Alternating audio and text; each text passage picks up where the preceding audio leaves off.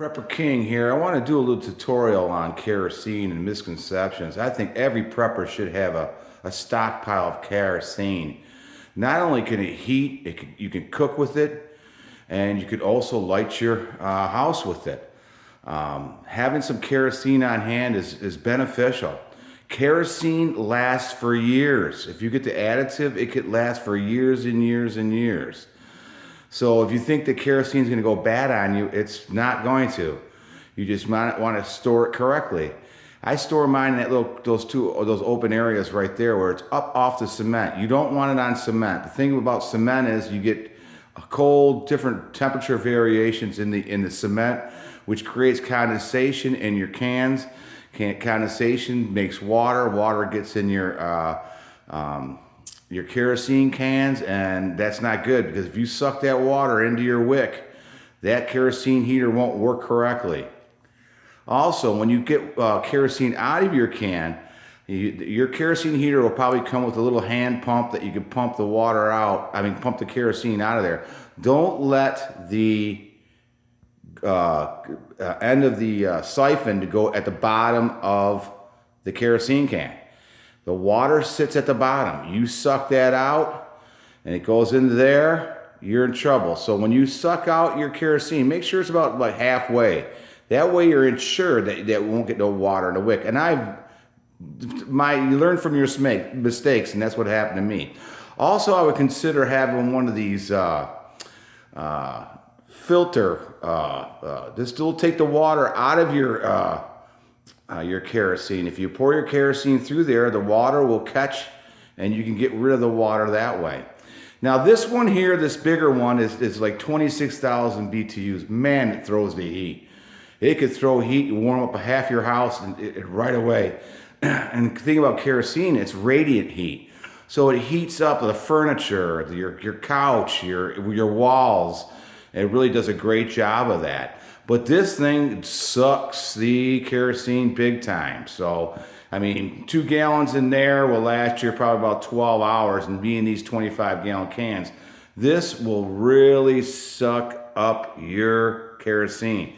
But in a short-term emergency, these are great. If you know the power is going to come back on, and it's in the middle of the wintertime, and you have one of these in just one of these cans, and you go to this gas station and fill it up when you need to fill it up. This is a great option. This is a great option for long term. This is the one I really like. These are about 10 to 12,000 BTUs. And they use this little bottle that you in here and pull it out like that. See, you got this little bottle. And it's got a little level on there. It shows you how much kerosene you have in there. This one is great for a long-termer. So you're not going to use this at night. You might put it in a room, pretty good sized room, and this will sip kerosene. That bottle right there will last a long time. Did you know, I learned from another YouTuber, Gene Ligorian, that 1 gallon of kerosene is equal to a wheelbarrow full of firewood. So, if you're you don't have a fireplace or nowhere to store wood or anything like that, kerosene is your next option. Kerosene, before we had electricity, kerosene was used prevalently for many things, so including mostly lighting. Kerosene was used for lighting all over back before electricity, and even up into like the 40s and 50s when people didn't have electricity. So, and also they have kerosene stoves. You can use those lights you can use those oil lamps. Kerosene is great for oil lamps, and I'll be getting that into another video, on my lighting video, on that. But kerosene is a great option. You can even use this one here in a long-term situation and fill it up and knock the chill out of your house. And once it's knocked out, later on, put this one on. Another good idea too, what I've done, I've taken this Harbor Freight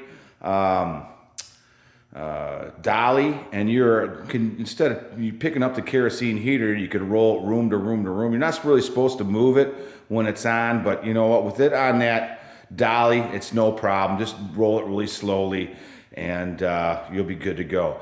But hey, the winter of 2020, who knows what's going to happen? You know, it could get really, really snowy out. It could get really, really cold. If the power goes out and you don't have a fireplace, and even if you do have a fireplace, I mean, wouldn't it be great to have this little one here to put in a different part of your house and not use up your firewood?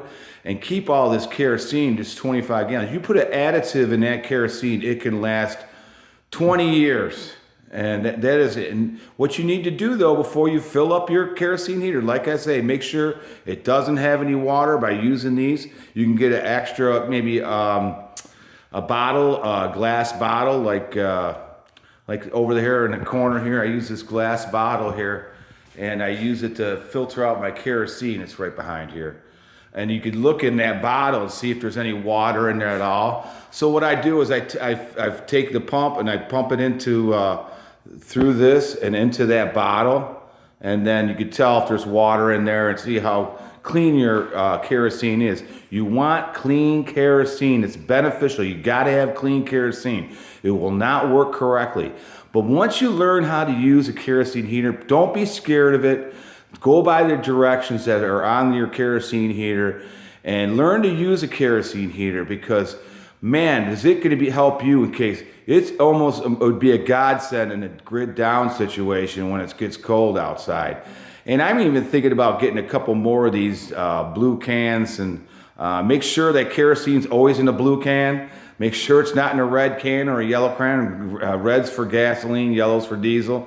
You can run diesel through kerosene heaters, but I know it's a little dirtier, so I wouldn't do that. And right now, kerosene's not that bad a price. So go to your local store. You can even find these kerosenes on Craigslist or Facebook Marketplace for a lot cheaper, or Goodwill or whatever. And a lot of times you find them on the side of the street, and people are throwing them out. Listen, have 2 of these, especially this one here, in your preps. And I hope this has been informative to you. This is the Prepper King, and I'm going to be coming out with another grid down heating video very soon. And this one will be on propane. So get ready for part 2 of heating your home when the grid's down. And you all be good out there. Be safe. I am the Prepper King, and I want you to like and subscribe, smash that bell, and check out my other videos. We do a lot of talk and a lot of different stuff on this channel. So have a good day. Rock on.